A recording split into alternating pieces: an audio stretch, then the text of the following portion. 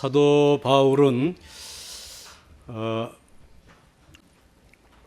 이제 간증을 하고 유대인들에게 상당한 이제 그 협박을 받으면서 로마 천부장의 보호를 받고 잠시 로마 병정의 영내로 피신하게 됩니다. 이 로마의 천부장이 왜 유대인들에게 이 바울이 고발을 당했는가? 그래서 그것을 확인하고 싶어서 이 유대교의 최고 의결기관인 산헤드린 공회에다가 바울을 내줘서 신문을 좀 해봐라. 그래서 여러분 22장 30절 말씀에 이튿날 천부장은 유대인들이 무슨 일로 그를 고발하는지 진상을 알고자 하여 그 결박을 풀고 명하여 제사장들과 온 공회를 모으고 바울을 데리고 내려가서 그들 앞에 세우니라 하였습니다. 이 산헤드린 공회에 서서 사도 바울은 세 가지 말을 합니다.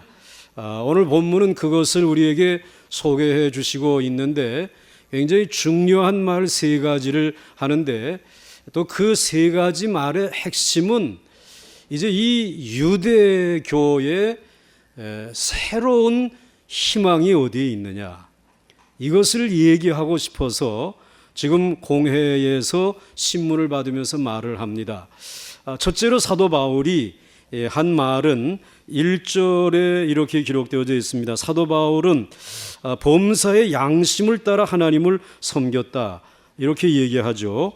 바울이 공회를 주목하여 이르되 여러분 형제들아, 오늘까지 나는 범사의 양심을 따라 하나님을 섬겼노라, 이렇게 말을 합니다. 그런데 오늘 범사의 양심을 따라 하나님을 섬겼다라고 하는 이 말에 두 가지 의미가 담겨져 있습니다. 자기 자신이 부활하신 예수 그리스도를 만났다라고 하는 것, 이것은 거짓말이 아니다.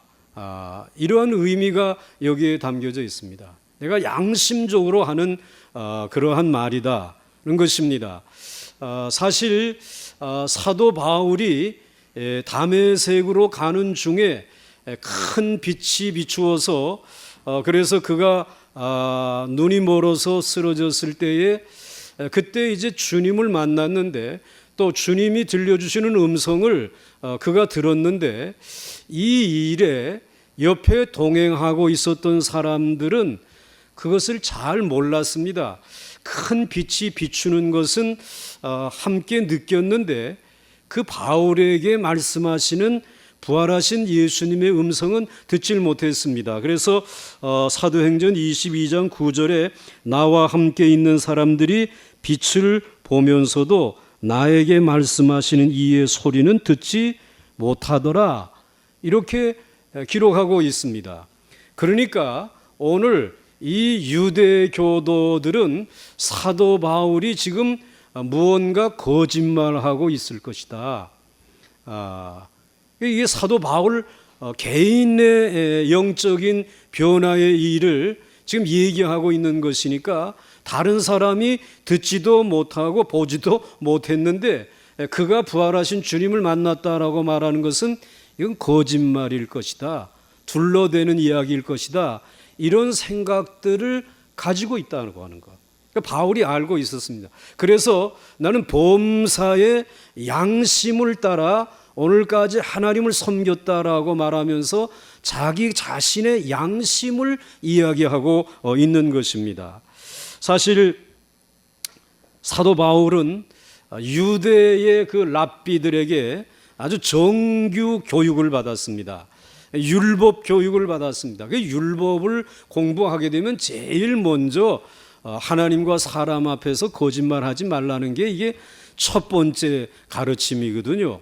그러니까 오늘 이 사도 바울은 정규 랍비 교육을 받고 또 율법에 대해서는 정말 능통한 아주 지성인 중에 지성인이기 때문에 이 거짓말을 할 수 없다라고 하는 것, 물론 바울뿐만 아니라 그 유대의 지도자들은 다 알고 있습니다. 그런데 오늘 바울이 양심을 따라 하나님을 섬겼다, 나 거짓말하는 것이 아니다라고 이야기하니까 이게 곤혹스러운 것이에요. 유대교 지도자들이 아주 곤란한 것이 이 부분이에요. 만약에 이 바울이 저 갈릴리에 보잘것없는 가난하고 미천한 사람들이 우리가 부활하신 주님을 봤다라고 얘기하게 되면 저것들 거짓말하고 있는 것이라고 일축하고 그리고 무시할 수 있겠는데, 지금 바울이 이야기하고 있는 거거든요. 그러니까 이것을 부인하기가 참 어렵게 되어졌다라고 하는 사실입니다. 무시할 수가 없었습니다. 사람에게 있어서 양심이라는 것보다 더 중요한 것은 없는 것입니다. 아무도 아멘을 안 하는 거 보시니까 양심보다 더 중요한 것이 있는 모양이에요. 다시 한번 제가 읽겠습니다. 사람에게 있어서 양심이라는 것보다 더 중요한 것은 없다. 웃잖아요. 지금 이게 웃을 일이 아니란 말이에요. 특별히 신앙 세계에 있어서는 많은 것들이 눈으로 증명되어질 수 있는 것들이 아니에요. 내가 예수를 만났다, 내가 이제 영적인 체험을 가졌다, 기도의 응답을 받았다, 이러한 것들을 여러분들이 눈으로 볼 수 있도록 증명할 수 없는 것이기 때문에 신앙생활을 하는 사람일수록, 정말 바르게 신앙생활을 하는 사람일수록 정말 양심적이어야 된다는 거예요. 이 그리스도인들이 철저하게 양심적으로 말하고 양심적으로 살아야 한다는 거예요. 신앙인들일수록 말이죠. 여러분, 오늘 우리 사회는 지식인들이 최소한도 거짓말은 하지 말아야 하는데 이런 의식마저도 없는 것을 보게 됩니다. 공부를 많이 했다고 하는 엘리트층의 사람들이 자기 머리로 생각하는 것을 아무 근거 없이 떠들어 대는가 하면 말도 되지 않는 궤변을 가지고 억지를 부리는 것을 많이 보게 됩니다. 이것이야말로 지성인의 종말, 지성의 종말이다 라고 말할 수 있습니다. 이 지성이라고 하는 것은 자기 궤변을 가지고 떠들어대거나 억지를 부리는 것이 아닙니다. 적어도 지성인이라면 무슨 말을 한마디 하더라도 충분히 생각해보고 자기가 한 말에 대해서는 책임을 져야 할 줄로 믿습니다. 그게 지성인입니다. 사랑하는 성도 여러분, 사람들이 거짓말을 쉽게 하는 이유가 어디에 있다고 생각합니까? 깨끗한 양심의 그 가치를 몰라서 그런 것입니다. 그래서 깨끗한 양심의 가치는 수백억 혹은 수천억 원을 넘는 가치를 가지고 있습니다.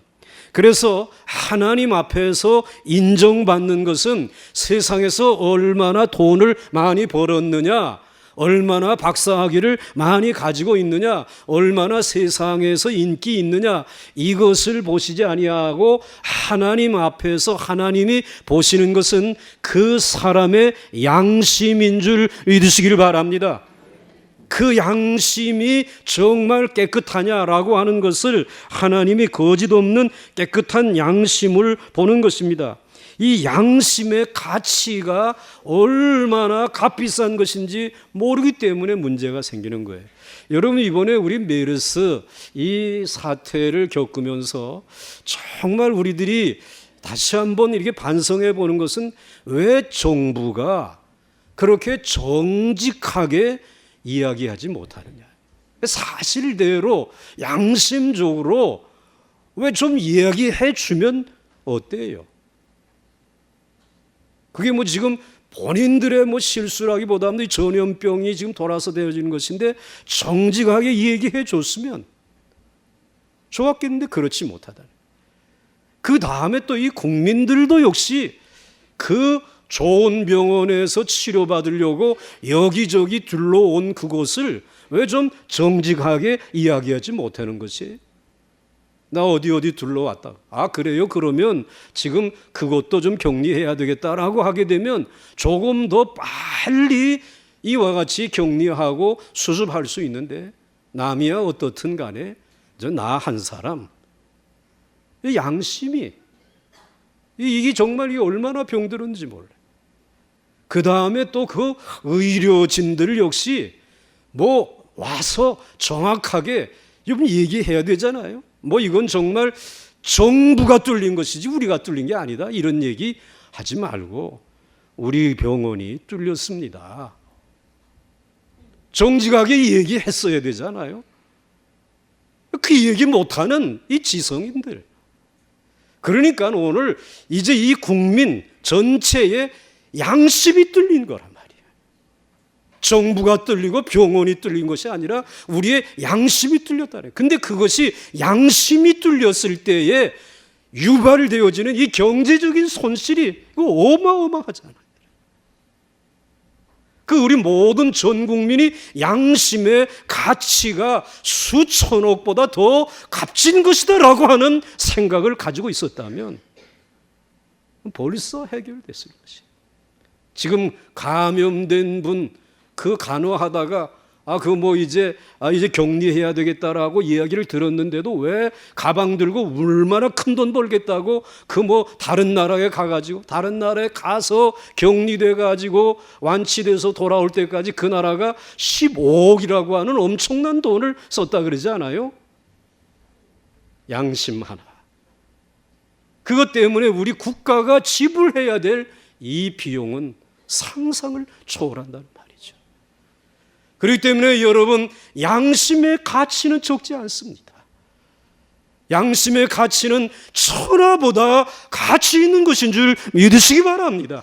그렇기 때문에 하나님께서는 내 앞에서 내가 보는 것은 깨끗한 양심이라는 것입니다.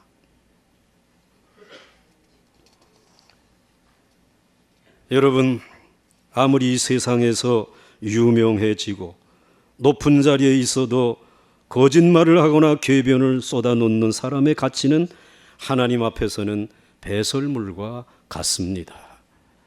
그러나 사람들은 잠시 위기를 모면하거나 다른 사람의 인정을 받기 위해서 가장 비싼 양심을 팔아먹는 일이 비일비재합니다. 이러한 사람의 삶은 완전히 파손당한 배와 같은 형국이 되어 버리고 말 것입니다. 오늘 대한민국이라고 하는 이 배에 파손된 그 부분을 우리 그리스도인들이 깨끗한 양심으로 막아내고 수리할 수 있기를 주의 이름으로 축원합니다. 축원합니다. 그리고 이 또 한 가지 이유, 양심을 따라 하나님을 섬겼노라라고 하는 이 말의 또 한 가지 의미는, 우리가 이 사도 바울이 이 유대교를 버리고 이 기독교로 개종해서 크리스찬이 된 것이, 복음을 전하는 자가 된 것이 결코 양심을 저버린 일은 아니다라고 하는 말입니다. 이 사도 바울을 아는 유대인들은 사도 바울이 다메섹으로 가다가 예수를 만났다, 그래서 이방인의 사도가 되었다라고 하는데 그것을 액면 그대로 받아들이지 않았습니다. 왜냐하면 저 사울이라고 하는 청년이 저 이방인들에게 무언가 좀 점수를 따보려고, 그래서 하나님을 믿는 이방인들에게 무언가 좀 인기를 얻으려고, 우리 유대교에서 하는 할례 같은 거 받지 않아도 됩니다, 이렇게 했다라고 생각을 하는 것이에요. 그리고 이 사울이라고 하는 청년이 이방인들이 그 당시에 가보니까는 굉장한 세상적인 지위와 권력과 부를 가지고 있으니까 뭔가 거기에 대한 욕심이 생겨가지고 경제적인 어떤 이득을 보려고 바로 이방인에게 복음을 전했다, 이런 생각을 가지고 있었습니다. 그런데 오늘 이 사도 바울은 내가 유대교에서 이 기독교로 개종한 것은, 그래서 예수 그리스도의 복음을 온 세계에 전하는 것은 그와 같이 양심을 저버린 행위가 아니라 이제 예수 그리스도에게로 돌아와서 도리어 나는 그동안 이제 무디어졌던 내 양심이 더 새롭게 되었다라는 것입니다.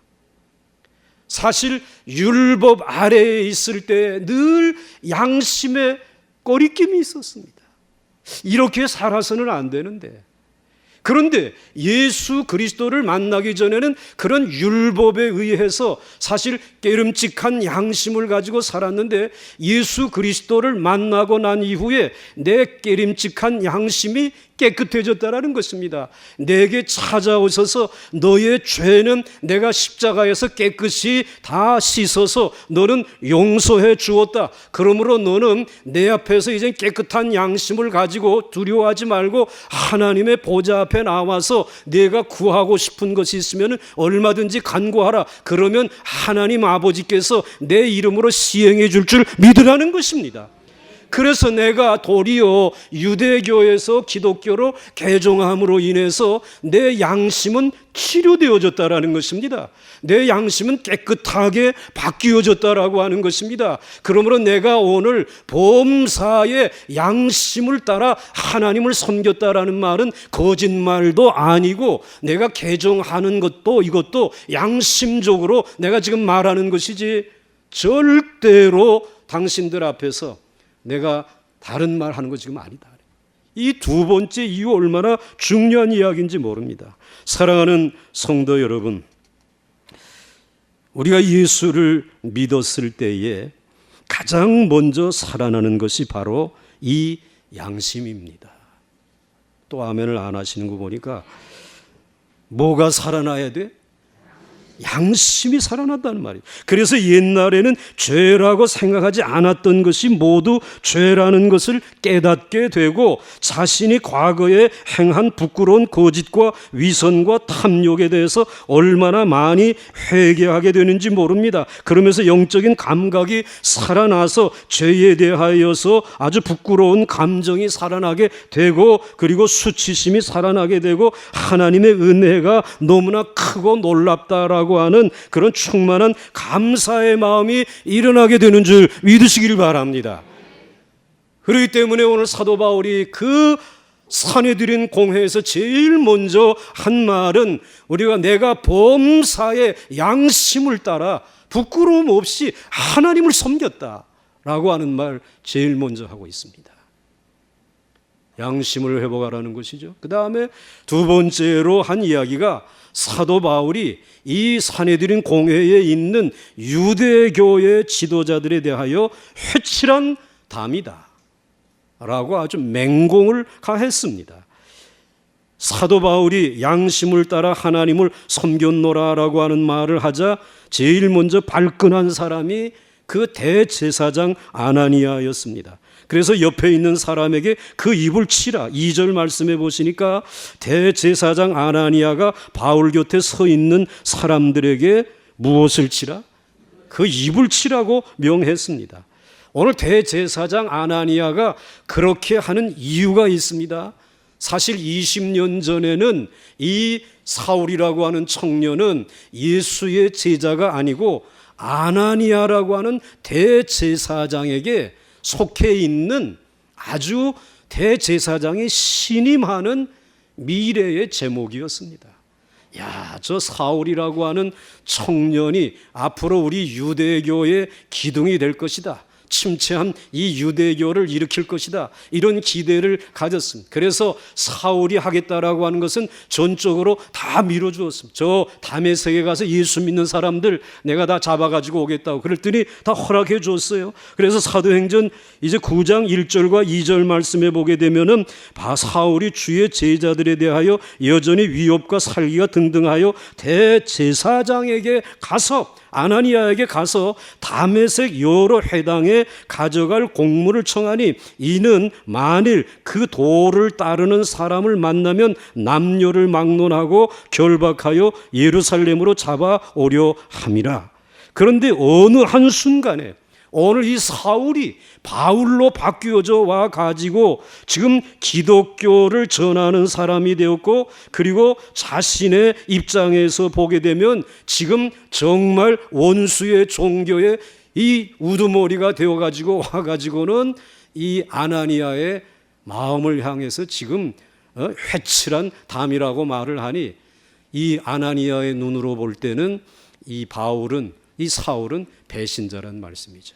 그러니까는 그의 얼굴을 어떻게 하라고?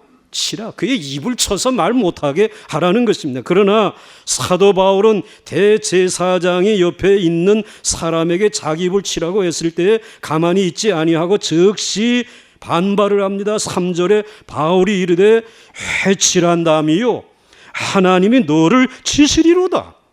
네가 나를 율법대로 심판한다고 앉아서 율법을 어기고 나를 치라 하느냐. 이 율법에 이제 사람을 이와 같이 회당에서는 쳐서는 안 되는데 지금 당신은 율법을 어기면서 나를 치라고 이렇게 이야기를 한다는 거예요. 당신은 회칠한 무덤과 같다. 하나님이 너를 칠 것이다. 20년 동안 사울이 너무 컸어요. 그런데 오늘 이와 같은 이야기를 할 때에 주위에 있는 사람들이 말합니다. 4절 말씀에 곁에 선 사람들이 말하되 하나님의 대제사장을 네가 욕하느냐?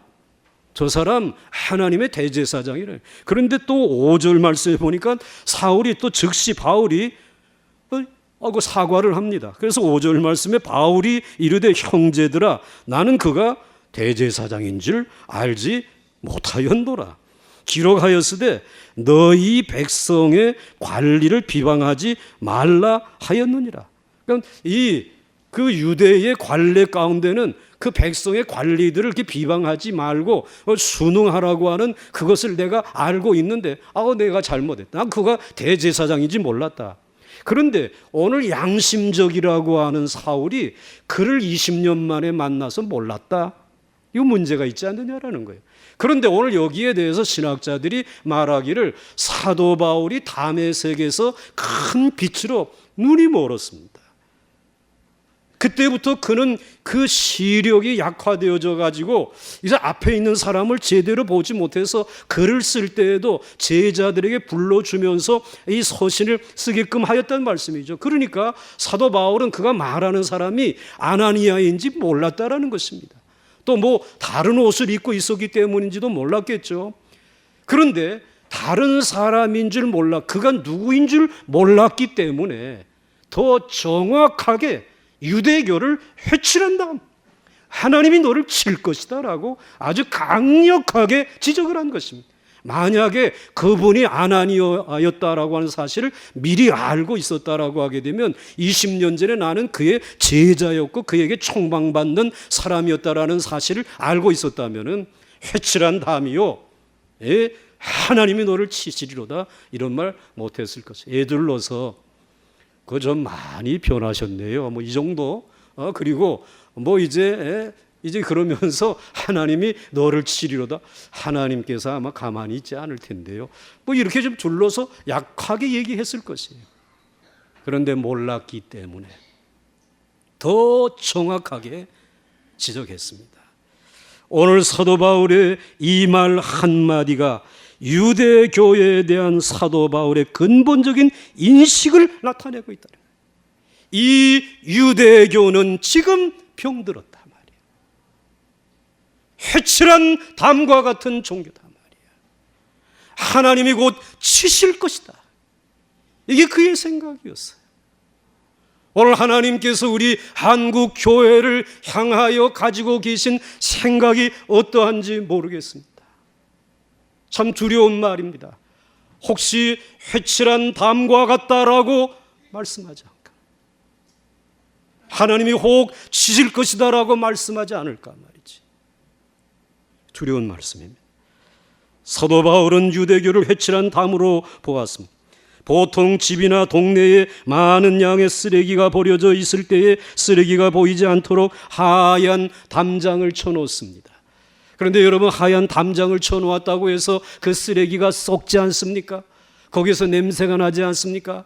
하얀 담장은 쳤지만 썩습니다. 그리고 냄새는 더 고약하게 일어나게 되어지는 것입니다. 근본적인 치료책은 되지 못한다라는 것입니다. 유대교가 이 이스라엘의 이 유대민족의 근본적인 치료책과 희망이 되지 못한다는 것입니다. 그렇지만 사도 바울이 기독교 복음에서 발견한 것은 철저한 치료였습니다. 예수 그리스도 안에서는 위선이 필요하지 않았습니다. 오히려 위선을 부리면 부릴수록 손해인 것입니다. 사도 바울은 예수 그리스도 앞에서 철저하게 벌거벗겨졌습니다. 그리고 우리 주 예수 그리스도께서 베푸시는 사제의 은총을 힘입으면서 그는 깨끗한 새로운 피조물로 새로운 치료를 받고 거듭난 줄 믿습니다. 사도 바울은 하나님 앞에서 나는 범사의 양심을 따라 꺼리낌이 없이 정직하게 말을 시작하는데 대제사장은 아예 말을 못하도록 그 입을 치라고 합니다. 이 모든 것이 사도 바울의 눈에는 회칠한 담이요, 그리고 하나님이 저들을 치실 것이라고 하는 이 모습이 눈에 환하게 보였던 것입니다. 유대교는 생명 없는 위선의 종교가 되어져 버렸습니다.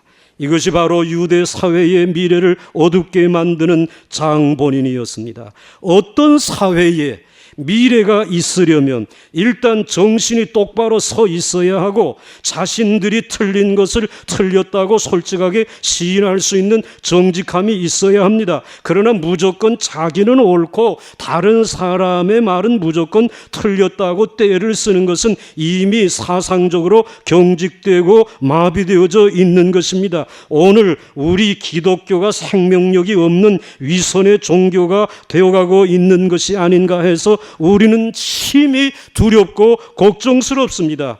이렇게 되어지면 우리의 미래에는 희망이 없지 않겠는가. 우리 기독교가 마지막까지 이 민족의 희망이 되기를 원합니다. 희망이 되기를 원합니다. 이제 마지막으로 사도 바울은 세 번째 이야기를 합니다. 사도 바울은 부활에 대한 신문을 받는다라고 하였습니다. 사도 바울은 대제사장과 날카로운 일격을 주고받고 난 이후에 회중 전체를 향하여 한 말이 공회장을 완전히 아수라장으로 만들어 버렸습니다. 6절 말씀에 바울이 그중 일부는 사두개인이요 다른 일부는 바리새인인 줄 알고 공회에서 외쳐 이르되 여러분 형제들아 나는 바리새인이요 또 바리새인의 아들이라 죽은 자의 소망 곧 부활로 말미암아 내가 신문을 받노라. 사도 바울이 한 말은 죽은 자의 소망 곧 부활이었습니다.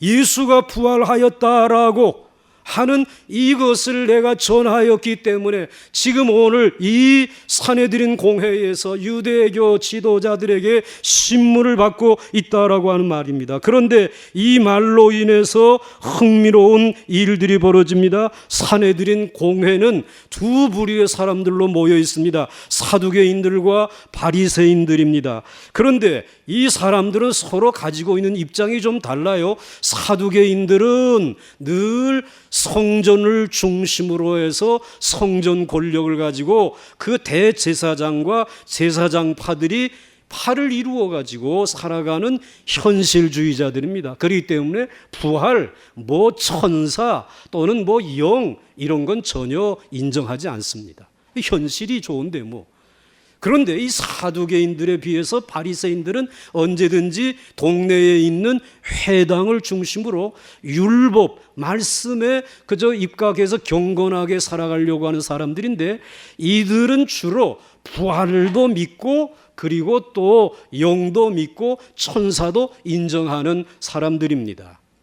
그런데 오늘 사도 바울이 내가 오늘 여기에서 재판을 받고 신문을 받는 것은 죽은 자의 소망, 즉 부활 때문에 신문을 받고 있다라고 하니까는 여기에 모여 있었던 70명이 지금까지는 감정에 사로잡혀서 바울 때려잡는데 하나였다가 바울이 이 이야기를 하니까는 둘로 쫙 갈라지게 되어진 것입니다. 7절과 8절 말씀에 그 말을 한즉 바리새인과 사두개인 사이에 다툼이 생겨 무리가 나뉘더니 그랬습니다. 자, 오늘 이러한 상황 가운데서 갑자기 바울이 산헤드린 공회원들을 향해서 자신은 죽은 자의 소망 곧 부활 때문에 재판을 받는다라고 이제 외친 것입니다. 이 소리를 듣고 바울을 두둔하는 바리새파 사람들과 그리고 이 사두개파 사람들 사이에 소동이 일어나게 되는 건, 바울이 가운데서 잘못하다가는 죽을 것 같으니까는 로마의 천부장이 군사를 보내가지고 그를 보호했습니다. 왜? 로마 시민권 가지고 있으니까 자 빨리 피하자라고 해가지고 피신을 시킵니다. 10절 말씀에 큰 분쟁이 생기니 천부장은 바울이 그들에게 찢겨질까 하여 군인을 명하여 내려가 무리 가운데서 빼앗아 가지고 영내로 들어가라 하니라. 겨우 그래서 바울이 생명은 구했습니다. 그런데 여러분, 중요한 것은 왜 갑자기 사도 바울이 내가 죽은 자의 소망 부활 때문에 신문을 받는다라고 하는 이야기를 했을까? 어떤 사람들은 이 사람들을 산헤드린 공회에 내분을 일으키려고 전략적으로 그런 말을 했을 것이다. 그게 아닙니다. 사도 바울이 그렇게 한 이유는, 사도 바울은 자신의 신문당하는 이유를 정확하게 공회원들에게 짚어주고 있습니다. 즉 자신이 이렇게 붙들려서 신문받는 핵심적인 이유는 예수의 부활 때문이라는 것입니다. 즉 예수가 부활해서 나타났기 때문에 나는 이것을 믿을 수밖에 없었다. 그리고 이 부활하신 예수를 증거할 수밖에 없었다라는 것입니다. 그러니까 오늘 여러분 6절 하반절 말씀에 보게 되면 죽은 자의 소망 곧 부활로 말미암아 내가 신문을 받노라 라고 이야기하고 있습니다. 그런데 이것에 대해서 중요한 질문은 과연 부활을 재판할 수 있는가? 여러분들 한번 스스로 생각해 보세요. 이 부활을 재판하려고 하게 되면 누구를 모셔와야 됩니까? 예수님을 모셔와야 되잖아요. 그래서 예수님에게 당신 정말 부활한 거 맞소? 물어야 되잖아요. 그런데 그리 할 수 없잖아요. 그런데 사도 바울은 부활하신 예수님을 만났다라는 것입니다. 그래서 이 부활의, 죽은 자의 소망인 부활에 대해서 얘기하는 것이 지금 신문을 하고 있는데, 이 부활하신 예수를 정말 신문할 수 있느냐? 오늘 이것을 지금 질문하고 있는 거죠. 너희들이 한번 대답해 봐라는 것입니다. 그런데 이미 예수 그리스도는 죽은 지 사흘 만에 무덤문을 여시고 그리고 하나님의 능력으로 부활하시고 승천하시고 하나님 보좌 우편에 앉아 계시고, 그리고 앉아 계신 그 예수 그리스도, 부활하신 예수 그리스도는 오늘 우리들의 예배 중에 함께 하시는 줄 믿으시기를 바랍니다. 여러분들의 물이 있습니다. 생명이 있습니다. 로마의 권력을 가지고도, 병정들을 가지고도 그 돌무덤을 지켜낼 수 없었습니다. 예수님은 이미 부활하신 것입니다. 그런데 오늘 그 부활하신 예수님을 신문하겠다고 하는 것이 잘못되었다라고 하는 것을 지적할 뿐만 아니라 또 한 가지 가장 중요한, 더 중요한 이유가 있습니다. 사도 바울은 유대교의 미래는 바로 부활하신 예수님에게 있다고 믿은 것입니다. 조금 전에 유대교는 해칠한 담이라는 것입니다. 계속해서 더 썩을 것이다 말이야. 양심이 썩어버린 이 유대교는 이제는 망하고 말 것이다 말이야. 소망이 없단 말이야, 유대교에. 그런데 이 유대교의 정말 미래는 어디에 있는가? 죽은 자의 소망, 예수 그리스도의 부활, 여기에 소망이 있다라는 것입니다. 유대교는 이미 낡은 가죽 부대라는 것입니다. 부활하신 예수 그리스도는 새 가죽 부대라는 것입니다. 이제 새 술은 새 부대에 담아야 한다는 것입니다. 그러므로 유대교가 다시 양심을 회복하고 하나님이 축복해 주시는 나라로 일어설 수 있는 미래의 새로운 희망은 예수 그리스도인 줄 믿으시기 바랍니다. 여러분의 삶의 미래의 희망도, 새로운 희망도 부활하신 예수 그리스도를 만나는 데 있는 것입니다. 그러면 죽은 자도 살아날 줄 믿으시기 바랍니다. 죽어가는 모든 삶의 문제가 해결되어질 줄 믿으시기 바랍니다. 정말 회칠한 담과 같이 뚫려버린 양심이 구멍난 이 민족의 희망도 어디에 있는가? 죽은 자의 소망이신 예수 그리스도의 부활에 있는 줄 믿으시기 바랍니다. 바울은 이 이야기를 하고 싶었던 것입니다. 그러자 역시 바리새파 사람들 쪽에서는 반응이 나타났습니다. 9절에 그때 크게 떠들새 바리새인 편에서 몇 서기관이 일어나 가족이 다 다툼이 이르되 우리가 이 사람을 보니 악한 것이 없도다. 혹 영이나 혹 천사가 그에게 말하였으면 어찌하겠느냐. 바리새파인들은 이 바울이 부활하신 주님을 만났다라는 것을 직접 얘기하지는 않지만은 자기들이 교리적으로 믿고 있는 천사도 믿고 영도 믿고 있으니까, 부활도 믿고 있으니까 부활이라고 하는 말이 나오자마자 동조하면서 바울이 뭔가 본 건 틀림없다. 이 말 속에 바울은 위로받은 것입니다. 유대교에 약간의 희망은 있구나. 이 바리새인들이 부활을 교리적으로 알고 있고, 그리고 또 정말 이 천사와 영을 저들이 교리적으로 알고 있지만 이들이 부활하신 주님을 만날 수 있을 것이다. 유대교회의 새로운 희망을 거기에서 보는 것입니다. 그리고는 이 사도 바울은 그 자리에서 가능성을 확인하면서 감격하죠. 사랑하는 성도 여러분, 우리나라의 미래는 어디에 있을까? 여러분, 우리나라의 미래는 어디에 있는 것 같습니까? 우리나라의 가장 큰 위기는 가치관의 완전한 붕괴에 있습니다. 과거의 전통적인 가치관은 다 붕괴되어져 버려서 이제는 어른들 공경한다거나 스승님들을 존경한다거나 목회자들을 존경한다든지 신뢰한다든지 그렇지 않습니다.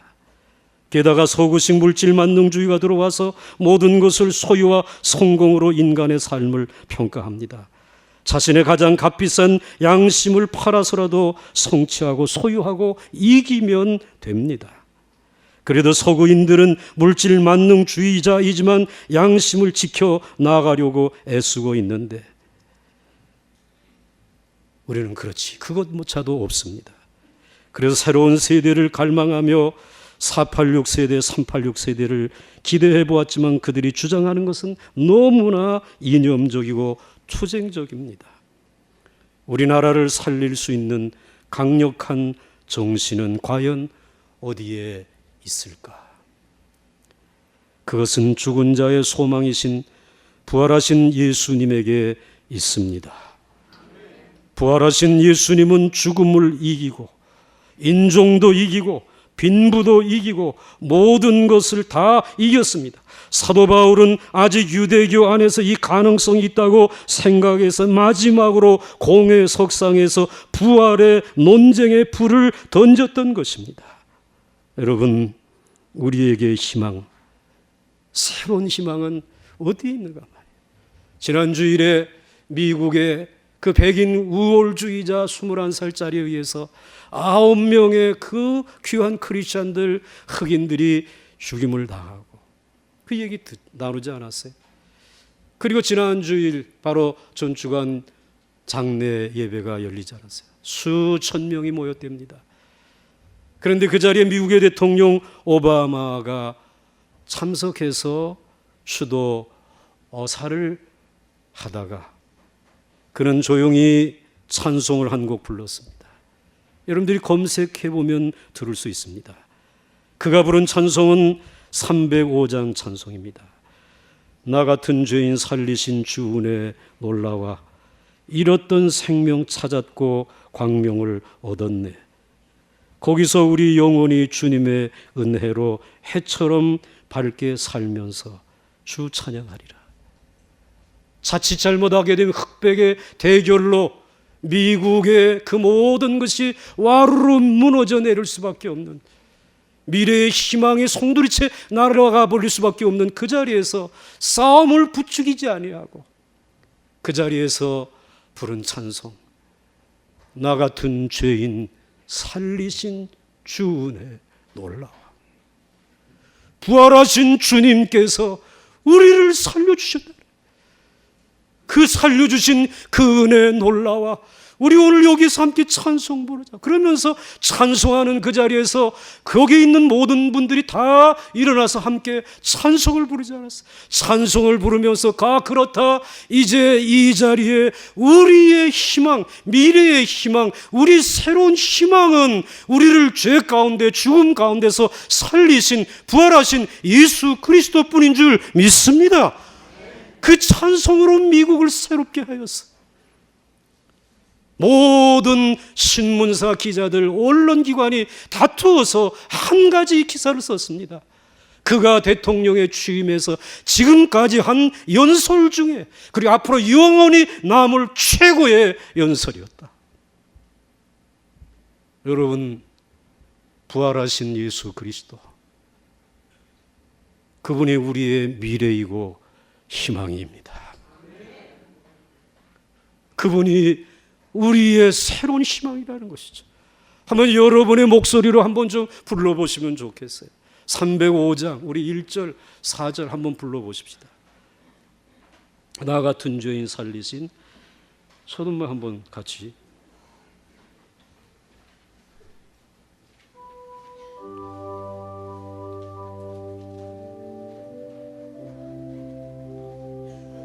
같이 부르겠습니다.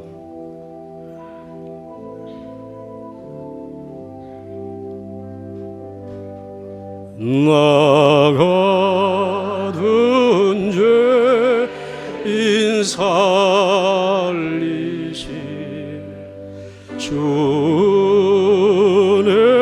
놀라운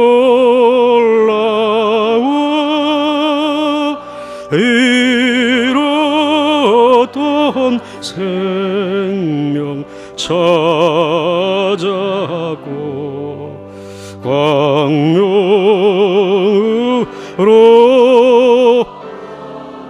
거기서 우리 영원히, 거기서 우리 영원히 주님의 은혜로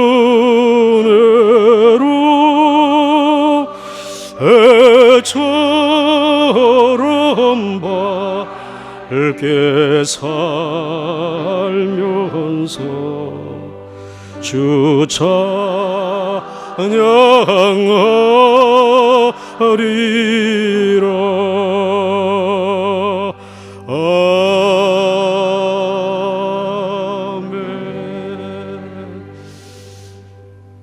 여러분, 이 모든 것이 죽은 자의 소망이신 부활하신 예수 그리스도의 은혜인 줄 믿습니다. 새로운 희망입니다. 이 희망을 던져 놓았을 때에 이 사도 바울은 로마 군인에 의해서 피신되어지고 그날 밤 그는 밤에 호련히 혼자 앉아 있을 때 주님께서 그 곁에 찾아오십니다. 그래서 11절에 그날 밤에 한번 같이 읽습니다. 시작. 그날 밤에 주께서 바울 곁에 서서 이르시되 담대하라. 내가 예루살렘에서 나의 일을 증언한 것 같이 로마에서도 증언하여야 하리라. 아멘. 그날 밤 부활을 증거한 바울의 곁에 죽은 자의 소망 곧 부활이신 예수 그리스도께서 그날 밤 바울의 곁에 찾아오신 줄 믿으시길 바랍니다. 여러분, 부활하신 주님을 증거하시기 바랍니다. 그 소망을 잃지 아니하게 되면 그 주님이 여러분의 곁에서 떠나지 아니하는 줄 믿으시길 바랍니다. 예루살렘에서 전한 것처럼 이제 너는 이제 가서 이 로마에서도 나의 일을 증거하게 되어질 것이다 라고 하는 것입니다. 로마는 이미 희망이 있는 나라, 잘 사는 나라, 최고의 권력국가입니다. 무슨 소망이 또 필요하겠습니까? 그러나 그 소망은 거짓 소망이라는 것입니다. 진정한 소망은 죽은 자의 소망, 즉 부활의 소망이라는 것이죠. 로마가 그래서 바울에 의해서 부활의 주님을 만남으로 인하여 변화하여서 새로운 천년을 시작하는 그 역사를 우리는 배웠고 확인하지 않았습니까? 오늘 여러분의 새로운 희망은 부활하신 예수 그리스도이십니다. 그분이 여러분의 곁에, 여러분의 가정에, 이 민족의 미래에 함께 하실 줄 믿습니다. 여러분의 삶 속에 이 예루살렘이 이제는 로마로 바뀌어져서 여러분의 일터가, 여러분의 가정이, 우리의 사랑하는 조국이 우리가 복음 전하는 로마가 될 수 있기를 주의 이름으로 축원합니다. 승리할 줄로 믿습니다. 우리 찬송가 함께 부르겠습니다.